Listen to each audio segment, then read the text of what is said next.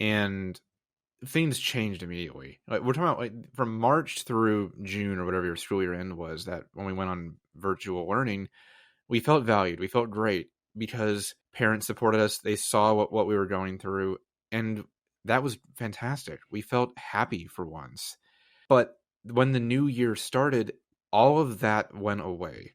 When it went back to the way it was, that parents got frankly tired of the government regulations of being home, and not being able to go to in person to practically anything. Everything was shut down, and we were the recipients of that frustration. And as a result, when it went back to the way it was, we realized, oh, it was always like this, or at least it happened a lot. And let's be honest, a lot of teachers who are listening, you probably didn't notice. I mean, you probably knew parents were less than supportive, or in a general sense, or our admin was generally unsupportive before COVID. But during COVID, we realized just how bad things were and how much COVID woke us up to those realities. And I know for me that obviously I had so many issues before COVID as a teacher, with my admin and with parents and with students. It had been going on for years.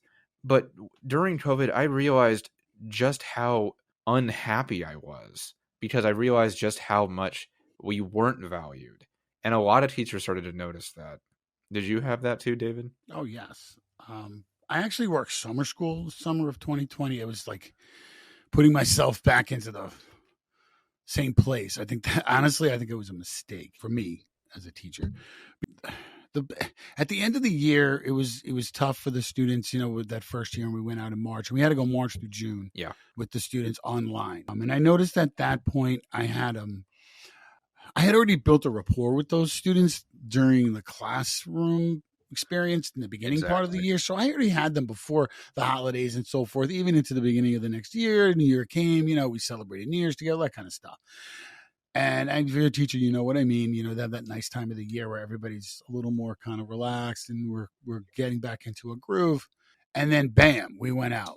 The students kept up, and I could see with those classes, the majority of those students really wanted to do what they had to do. I was getting a little sad about not seeing their faces because that was, none of them wanted to be seen, and half of them were hanging out in their bedroom or whatever. I also lived in a Title I district, and I worked in one where I know that a lot of the students didn't want people to see their homes. They don't want their friends to see it. We had the same problem And here. I understand. I absolutely understand that, and there's nothing wrong with that at all. I totally get it.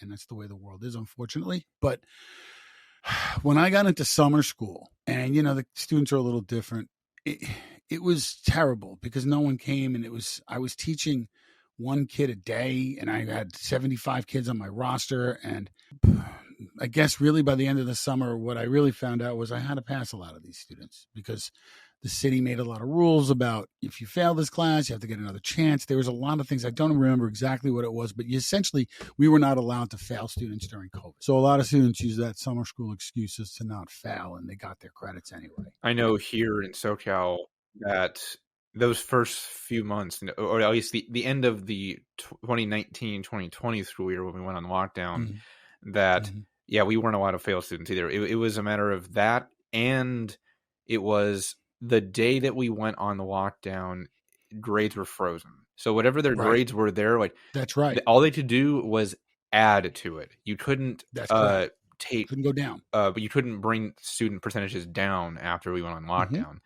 Which of course, I think that those first few months, obviously we don't want to do that just past students. But I think even teachers understood that those first few months, it was fine. I was going to go there. But then when we started the new school year, that one entire school year that we had virtual, that wasn't okay anymore. When parents were notably fatigued from the government regulations, and so were we, obviously. They were changing every 5 minutes at that time.